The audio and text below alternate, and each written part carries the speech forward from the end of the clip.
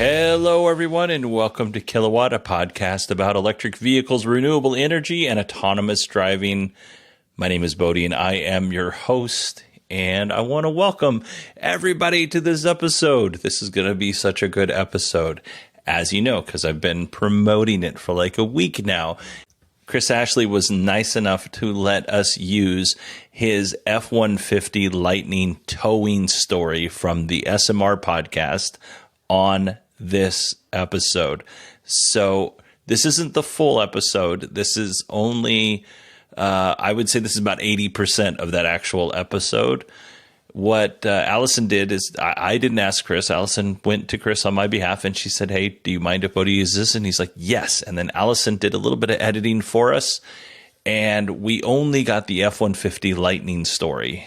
There's other information on that podcast that might be interesting to you, and I highly suggest you go and check it out. I will put a link to the SMR podcast in my show notes. But I do want to say before we start, Chris also has another podcast called Barbecue and Tech. So if you're a person who enjoys outdoor barbecuing or smoking and talking about the technology and just kind of some of the techniques that go into barbecue, like people who actually know about it, then I would highly suggest listening to Barbecue and Tech, hosted by Chris Ashley and Rod Simmons. There's going to be some good information coming up. I got a little preview of what's coming. I can't tell you because that would violate a friendship, but I will say I'm excited. I got goosebumps even talking about it. Some cool stuff going on over there at Barbecue and Tech. So I'm going to put links in the show notes. Please go and listen to Barbecue and Tech and the SMR podcast. You will not be disappointed.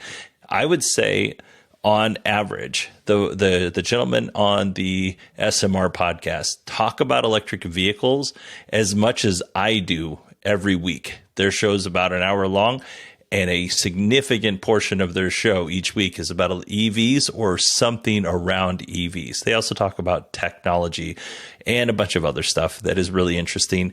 It's one of my favorite podcasts, so you should go and listen to it as well. All right, let's go ahead and hear about Chris's EV towing adventure. Ladies and gentlemen, there are seven acknowledged wonders of the world. You are about to witness the eighth. What happened was... It's in the country. Yeah, North Carolina and a couple other countries. In the countries. North Carolina just became a country. I was kind of thinking the same thing. I didn't hear a word you said. I completely tuned you out. I think this next one's got to be my favorite. Speaking of hauling trailers, our resident Mr. Ashley had I think it was your first major road trip with your truck. And then on top of that, you were pulling back a massive trailer. So I bought this trailer and I was like, I'm, trying to decide if I was going to have it delivered. And I was like, you know what? I'm just going to pick it up. And I knew I had a couple things going for me is that, a friend of ours bought a house in Johnson City, Tennessee. So the place where I bought this trailer is it was 10 hours away, normal drive. And it's kind of like the halfway point though. He was just a hair more than halfway. He was 6 hours.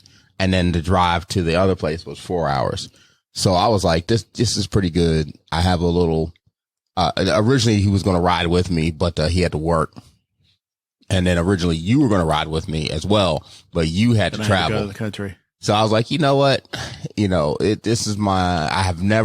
haven't gone on a long trip yet with the truck, and I'm going to do this. And I said, not only am I going to learn how my truck, handles a long trip, but I said, I might as well just double down and, figure out, okay, let's see what all the hype is around towing. Now, having picked up, a smoker from, this place that allowed Rod and I to test some smokers, I already knew it was 100% true. As soon as you hook up a trailer to the truck, you lose 50% of the range. It just says gone. And so we are also at the point in the year when the weather is just cold enough where the truck's like, yeah, you're going to lose a little bit of that range too. So yeah, I'm pretty sure winter starts in about 13, 14 hours from now. Right. And so the mileage of my truck is already, and I've talked about this before. And if anybody doesn't know, in the wintertime, you definitely lose range in your EV. So I was like, you know what? I'm game. I got some time to go get this thing and come back.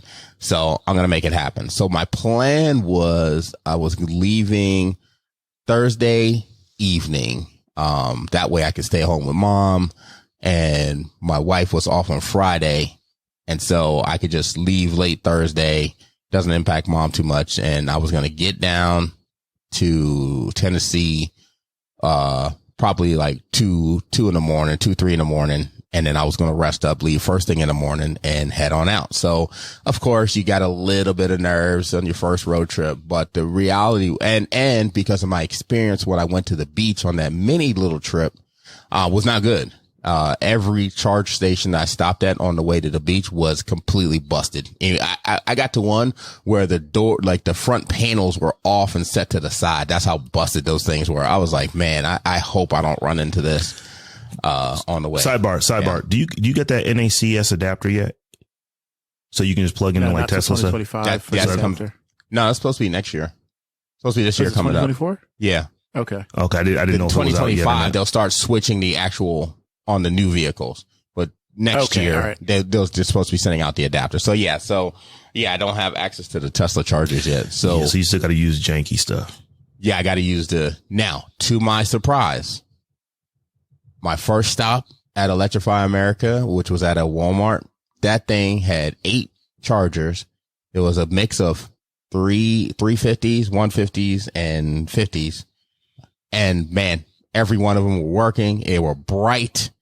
And I just pulled in, plugged in, charged it on up. It was like, took the bubble wrap off it, everything. I was like, oh, okay. I was like, wow, okay.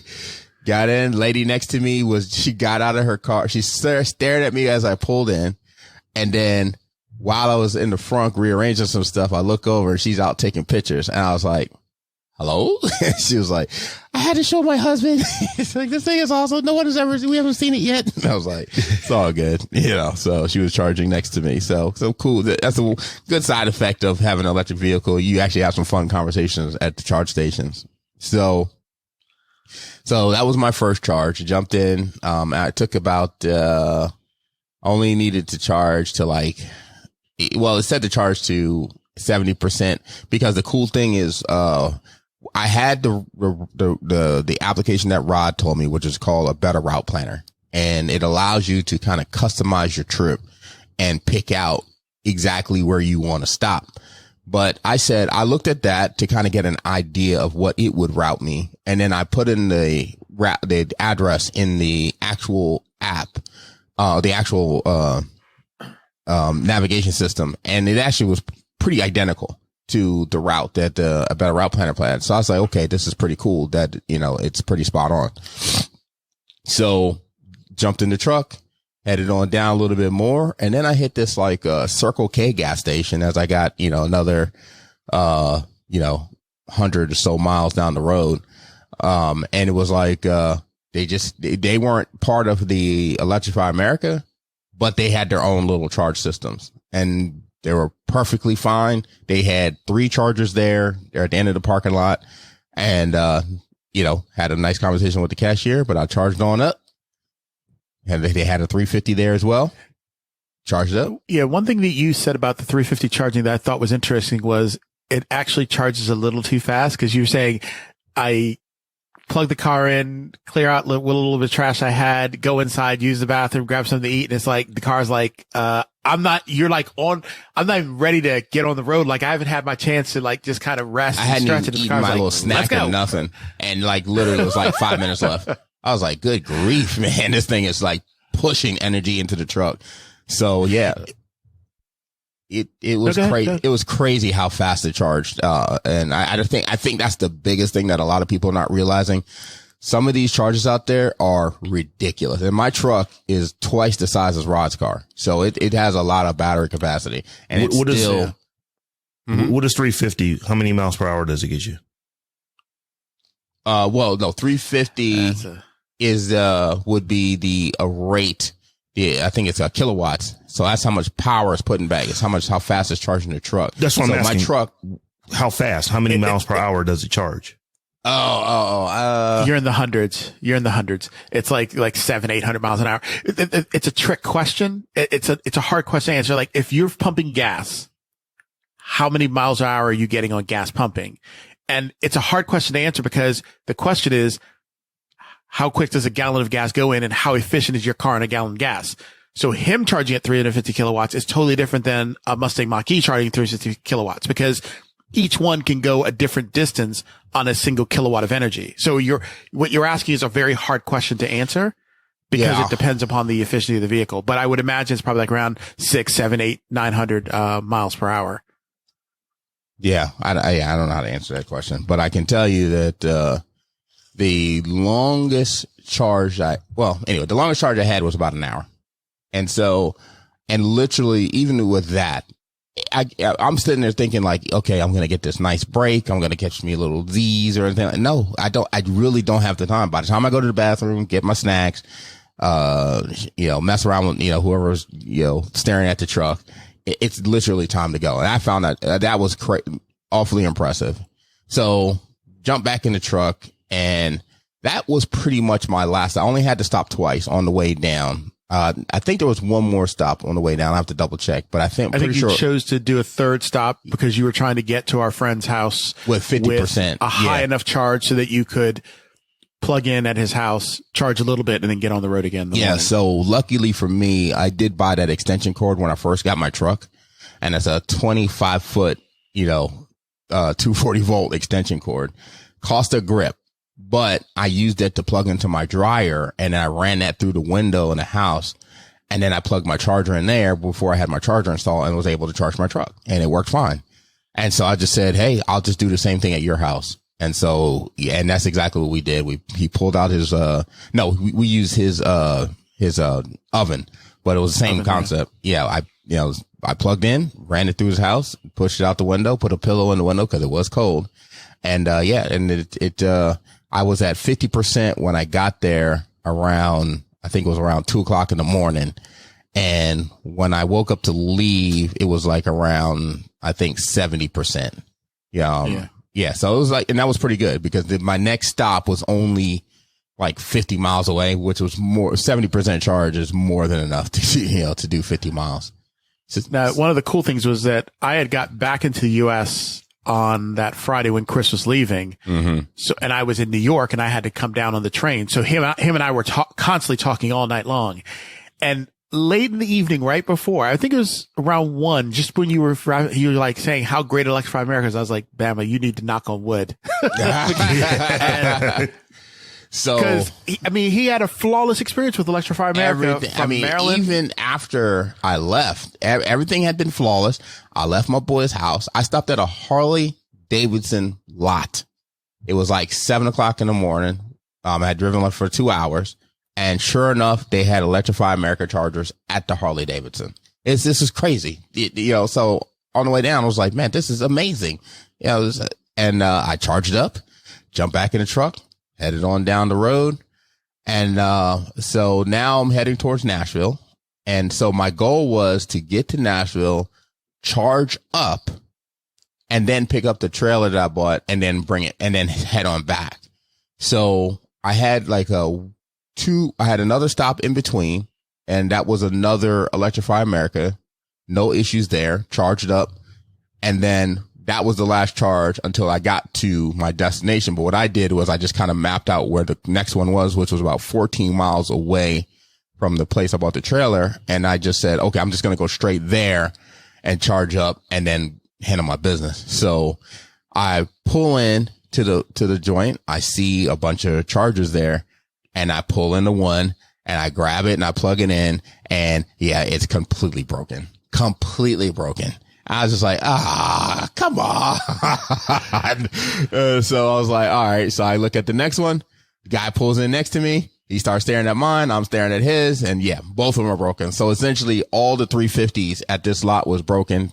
So they had 8 chargers there. 3 of them were busted. and the other 5 were taken. So I was like, rather than sit there and hound anybody, one dude got out of his car. He said he had just got an electric vehicle. He's almost done charging. He was so new. He was like, I don't know if it's charging, properly.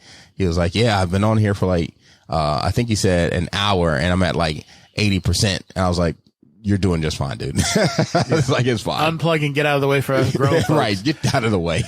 But I was like, I was like, all right, you know what? I'm just going to go pick up my trailer. And I wanted to make sure I had enough charge. So I looked around for local places. And this is where, one of the downsides of the built-in, navigation. The navigation says find a charger and it tells you all these chargers. And they're at like buildings that you cannot access. It's picking up, chargers at, dealerships that you can't get to. So I'm like, oh, come on. You guys got to, kind of filter these things out. You can filter out. They're slow chargers too. Yeah. You can filter out by power. So you can filter out level 1, level 2, level 3, but you can't filter. I was like, come on, don't be ridiculous. Why are you including these chargers on here? That's it's more like a marketing thing than anything else. They're useless to me. So I just drove to the place I was buying the trailer. I was like, hey, you mind if I, get a little juice from you guys?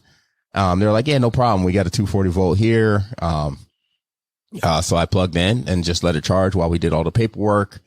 And then, picked up the trailer, hooked it up. And I was, but at that, that whole experience looking for another charger to kind of fulfill my plan put me about 2 hours behind. But I was like, yeah, no big deal. It wasn't in a rush. So I picked up the trailer and I said, now I'll go back because there's not really one on the way out. With 5 of 8. Yeah.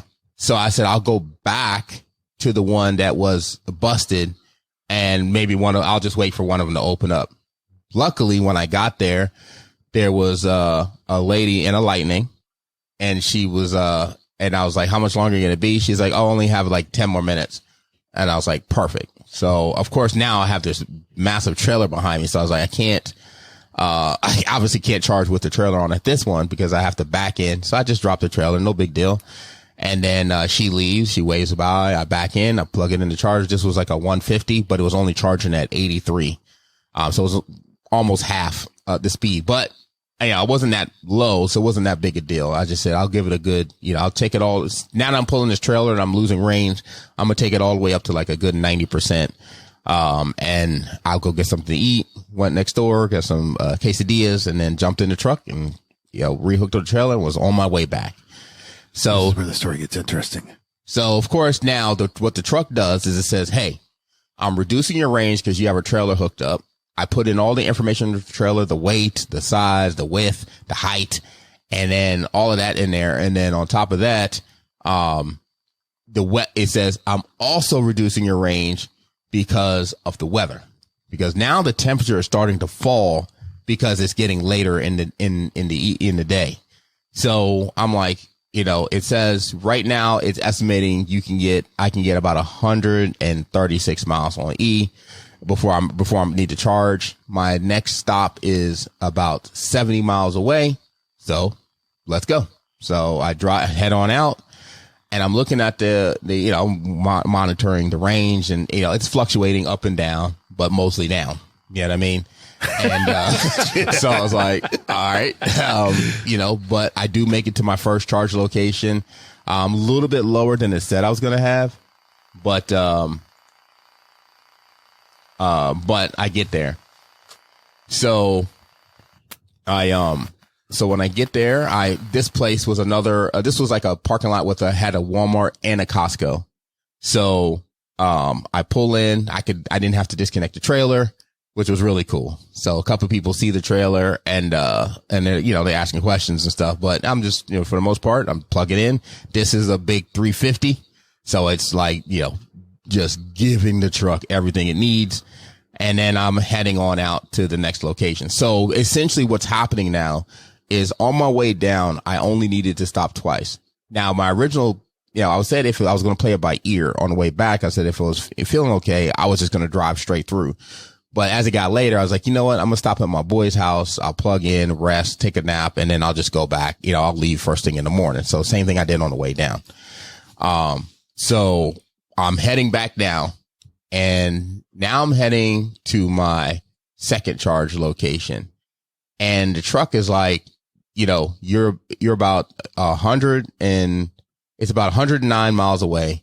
You have like 126 miles of range. So I'm like, pulling in a little tight on the buffer, but you know, whatever, we should be okay.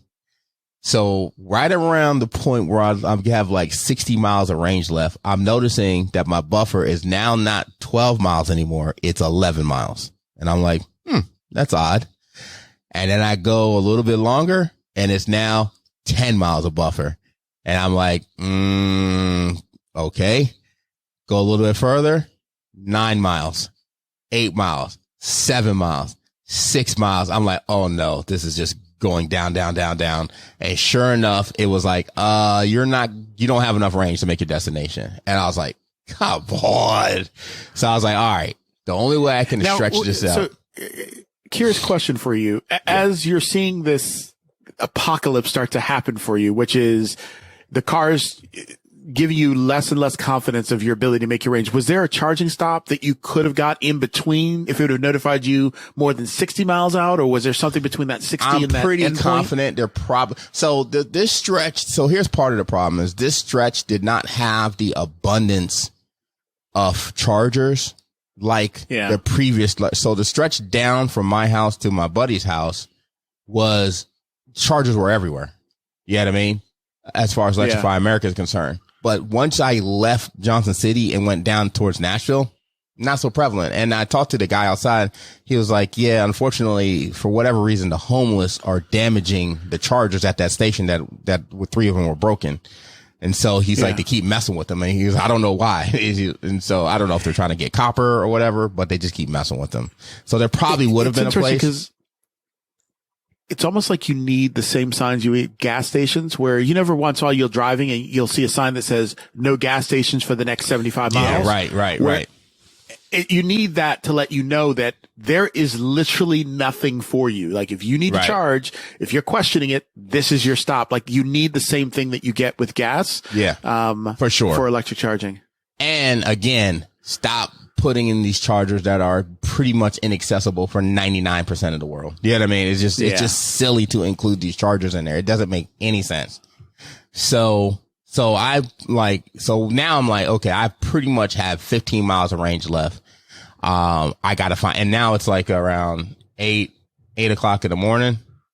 No, sorry, not 8 o'clock in the morning. It's like 8 o'clock in the evening. So I was like, okay, let me do this. I'm going to pull off at this first place I can get. I'm going to drop my trailer. So that now doubles my range. And then I'll go find a charger, charge up, come back, pick up the trailer. So sure enough, I'm like getting pretty low. I'm like around 7%. And they are, but I find a place. I drop my trailer. I go inside, ask the lady. She's like, man, no problem. You know, I'm here all night. You know, no big deal. Nothing's going to happen to it. You go take care of what you got to take care of. So I was like, cool. And then the other lady's there. She's like, what part of Maryland are you from? He's like, I'm actually from Maryland. So how crazy was that? Right. So now I jump in my truck. I'm driving around and like, there's like 3 dealerships. The truck is telling me is nearby. Of course, none of those are useless. And you know, it's just panic time. Guys, hold on 1 second. Rob, when I say it was bad, I got a message from him, and I know I'm fast forwarding his story a little bit, but I got home and I went to bed at 1 o'clock in the morning, and I think there's a 1 hour time change from where he was. So 1 o'clock in the morning, I get a message from him, and the message. Oh, and mind you, sorry, I sent him a message in the morning saying, you know, how's it going? Are you at Toby's house? Or are you on the road? And go ahead, Chris, are you back? Yeah. So I drive around and I'm like, my last ditch effort was a hotel. It was an Embassy Suites. So I was like, yeah, I called them up. It's like, do you guys have EV charging? It's like, yeah, we definitely have EV charging. And I was like, is it open to the public or is it only for guests? So generally it's only for guests. And I was like, listen, I'm pretty low on charge. I just need to get a little bit of charge so I can get to my next charge station. And then she was like, come on in, you know, we'll figure it out. So I walk in, I talk to the lady. She's super, super nice. And she was like, listen, I said, I'll pay for a room, and, cause I figure it's the equivalent, it would have been like the equivalent of paying for a charge. And then she was like, no, don't worry about she was like, oh, honey, it's $350 a night here. I was like, oh God, I forgot. I forgot that this is an upscale hotel. It wouldn't even dawn on me. I've stayed at many Embassy suites. And it was nice too. So I was like, she was like, listen, go back there and plug in. If it asks you for a room or anything, come back. I'll help you out. And so I go back there. Sure enough, there's nothing there. What was annoying was how many cars were there that were not EVs that were plugged in front of the electric chargers, but, whatever. So they had about 6 Tesla chargers and they had about 6 regular, chargers. So I plugged in, and that thing was like, barely over, barely over a regular, a 120 outlet. It was super slow. But I was like, you know what? I'll just, it's part of it. I'll get whatever charge I need. And that would give me time to kind of start looking for another charger. So I went back inside and I was like, it's taking super long, but, she's like, take your time, go and have a seat, watch TV. You can change the channel if you want. She goes, you know what? Right up the street is a Walmart. And I'm pretty sure they have like those really fast chargers there. And I was like, huh? And she was like, yeah, it's literally right across the bridge. It's like 3 miles away. So I look it up and I was like, she's dead on. It's exactly 3 miles away. And I was like, wow, this Walmart's not showing up on the app. So I was like, okay, I'm just going to give it like, 30 minutes, just get a little bit more charge and I'm going to head on out. So now I've got like 9 miles of range. So this is pretty much the last ditch effort. If this fails, I'm done. And so, I drive there and then I see a big to do with a bunch of police cars. I'm like, oh God, you get that gut feeling, but drive past that, pull in the parking lot. And I'm like, when I went down this hill, it was crazy dark, no lights, no nothing. I was like, that's odd for a Walmart, shopping center. But I turn in, it says turn right here. I turn in, start going up a long hill, and then it starts to get a little brighter, and brighter. And then I go around the corner. It's like, so it looks like they had like a kind of like a warehouse in the back. But then when I went around to the front, look over there, I see the green lights. I was like, oh my God, she nailed it. Go over there. Every single charger was working. And I was like, yes, plug into the 350. My truck's like, you know what I'm saying? So I was like, and I was like down to like 5%, 4%. It was pretty low, but it took like, I just kicked back my chair, took me like a little nappy nap. No, what I did was I charged, to about, 30 miles of range. And then I went back and picked up my trailer because I didn't want anything to happen to it. I didn't want to leave it there longer than it had to be. I said, hey, ma'am, I appreciate you so much. Here's $60. I'm not sure what time you get off, but go get yourself breakfast when you get off. And she almost melted. You know what I mean? But I was super, I really appreciated what she did. And I took the lady at the hotel's information. I'm going to send her something. But I brought the trailer back and this parking lot was empty. Large. I didn't even have to disconnect the trailer. I'm happy plugging in, charging. And I was like, all right. So I got to keep an eye on this thing. So now the next charger is about, I think it was like, 77 miles away. And I have, again, 100 and, it's now like saying like 117 miles of range. I was like, okay, this should not be a problem. But all in all, the truck is still recalculating everything. So I head on out. I got 90% charge and I start rolling and I get to the next charger, charge up, which was one of the chargers I charged in on the way down. So I actually had an extra charge in there. So I was pretty happy about that. Headed on out. And so I had about an 80-mile drive. I was like, okay, that one worked out. It was a little tight, but it worked out. And that's when all hell broke loose. I'm now going through some pretty steep mountain areas. The temperature drops to like 29 degrees outside and I'm still pulling this massive trailer. And as I'm basically approaching my friend's house. I'm about, 15 miles away and the truck like went from having like a 12-mile buffer down to no buffer. in probably like I could see it happen right in front of my face. I went up this mountain, like all the 18 wheelers were struggling. I didn't have a problem pulling it, but it just murdered the battery on the truck. And the truck was like, you're not going to make it. Get off the highway. And so it's like, go, it starts rerouting me. It automatically reroutes me to the nearest charger. So I pull off the highway. I get off the exit. I'm pulling and I was like, and I'm looking at it. I'm like down to like 5%, 4%, 3%. And I was like, oh God, this is happening. So I pull into this gas station and it literally, the truck got to the point where it would reduce the speed. And so I pull into the gas station and I just park. And I said, ma'am, I go inside. I was like, listen, I am on total E now. Basically I was at 2%. I was like, do you mind if I just use your outlet? So now I'm desperate. I'm just like, I don't want this thing to hit total zero because I don't know if it has the same issue that Tesla has when it gets to total zero. So she was a little hesitant, but she was like, you know what, go ahead. So I plug into like a regular outlet. The truck tells me, yeah, you'll be charged by next Thursday.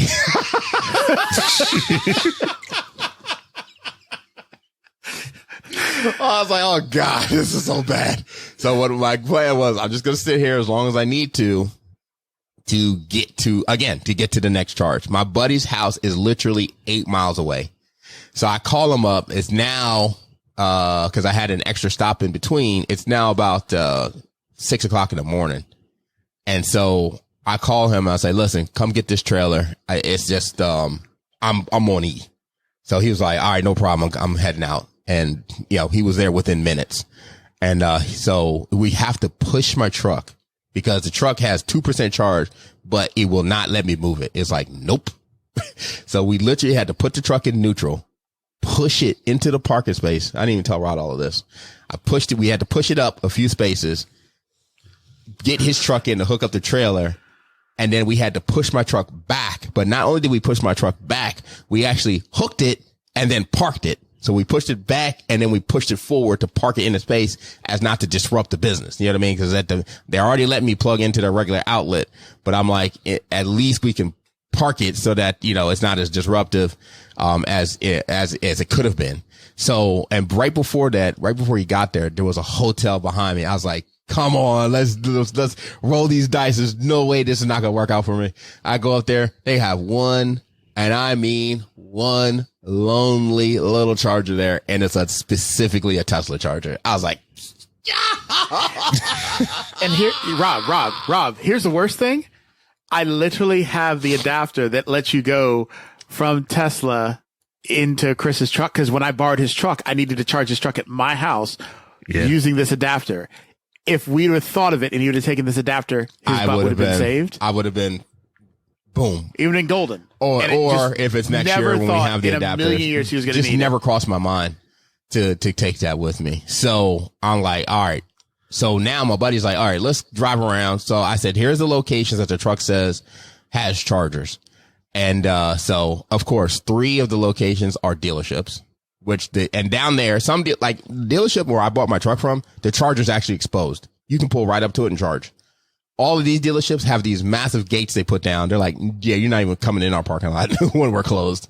So, then there was a Ford dealership. So I rolled up to the Ford dealership and, he was like, yeah, we have one charger. And this is another thing. Why are dealerships having super slow chargers? You make no sense. You're all switching to selling electric vehicles, and you have these terrible chargers. It's like terrible marketing. Get the fast chargers, get faster chargers there. It doesn't make no sense. So he was like, you bring it up here. You're more than welcome to charge on if you want to. And so we drive around for a little bit, nothing. And I mean, nothing in the area. This area was dry. So I was like, you know what? I can sit this thing on the charger and wait till Monday and then move it.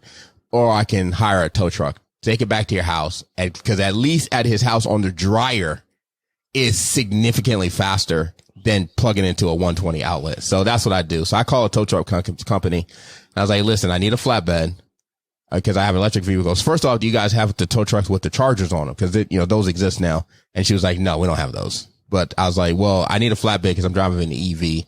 And she's like, well, where do you need to go, honey? And my buddy gives the address. He's like, I'm going to have to charge you $60. I was like, I'll send 3 trucks. I couldn't believe how cheap that was. I mean, like, you're talking about a deal. Excuse me? She was like, I'm going to have to charge you $60. So I was like, that's perfectly fine, ma'am. And she was like, I was like, how long am I, before he gets there? Oh, he'll be there within the hour. I was like, what? Where am I? What's going in Maryland? There was a dude, I told you that story where the Tesla driver ran out of charge. He was there for 11 hours before he got a tow truck. 11 hours. That's nuts. And I guarantee you they didn't charge him no $60. So Rob, oh, good. So we go to my buddy's house. We drop the trailer. Now he's a former truck driver. So when he whips this thing, I'm still terrible at pulling trailers. He whips it into his driveway, disconnects, and we head on back. And by the time we're like 5 minutes away, he's like, I'll be there in 10 minutes. So no time lost. He pulls the truck in and we're like, my buddy's like, hey, ask him if he'll pull the truck in backwards so we can, cause I pulled into his grass so I could run the cord through his window and charge the truck. So he said, ask him to pull the truck in backwards so we can push it forward and get it. We don't have to push it. We don't have to work that hard to get it through my grass. I was like, asked him. He was like, no problem. I'll pull it any way you want. So he pulls the truck in backwards. We get in it. It's funny because the truck's like fighting you not to go in neutral because you have to turn it on. And then as soon as you turn it on, but you got the door open, it immediately puts the car back in park. So you kind of got to fight with it. Like, stop doing this. And it tries to put the car in park when you open the door. And then when you it immediately throws on the parking brake. So it's like, you're not going to damage me. It's almost like I was driving a new version of Knight Rider. So we play with it. He's like, basically he sits in the truck and then he has a remote control to pull himself in backwards. He was like, all right, let's go. I'll follow you guys. I throw him a little $10 tip.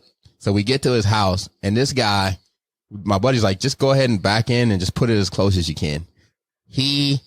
When I say this dude was a straight beast with his tow truck, we didn't even have to touch the truck. He put it right at the front, exactly where we wanted it. I was just sitting there staring at him. He was like, man, I'll put this thing in the living room if you want me to. So we run the cord, plug it in. It says I'll be charged by midnight on Sunday. 100%. That's 100%. So I mapped it out and I only had to go 27 miles to the next, supercharger.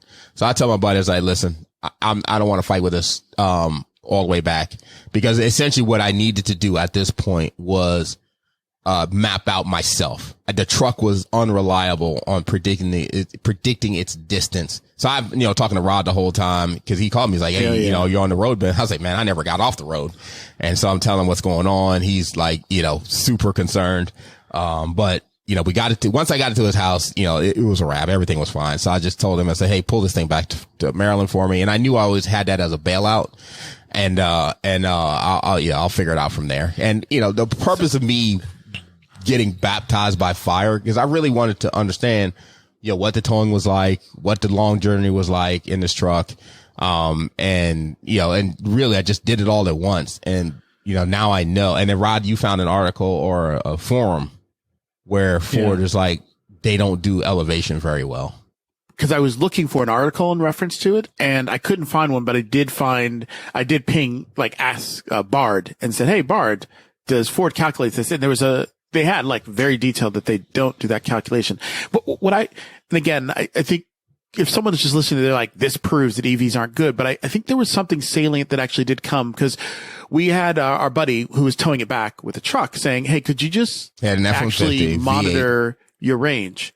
Because he's using an F-150 V8 engine gas truck. Typically gets 14.2 miles to the gallon. He towed it all the way back from where Chris was back to my house. Chris's house. From Nashville or now Jackson Hole or whatever he said it was. Johnson City back to Maryland. And he averaged between 6.9 and 6.6 miles per gallon. So, I mean, his range was cut in half as well. So the misnomer I think that a lot of people have is that it doesn't impact gas vehicles or the same. Yeah. And in fact, it actually does. Yeah. It's just because either you have a larger tank or because you can stop more frequently, you don't take it into account. You don't really feel it. You don't really think about it. You can stop literally everywhere that has literally every exit has a gas station almost. Right. So that was the big thing. And on the form that Rod found, they actually said, we don't calculate elevation well. So you're better off using a better route planner to plan out more specific. And had I known that, I would have done that. You know what I mean? I would have took shorter trips. So I think all in all, I got the trailer made it back up here, no problem. And I made it back. I took a nap, got up in the morning, took about 3 hours and headed on back without issue. It was just as easy going back as it was coming down. No issue at all. I have zero hesitation to take another trip in my truck, because it just worked out so well. All right. I want to thank the gentlemen at the SMR Podcast, Rod Simmons, Chris Ashley, and Rob Dunwood, because they let me use the content for today's episode.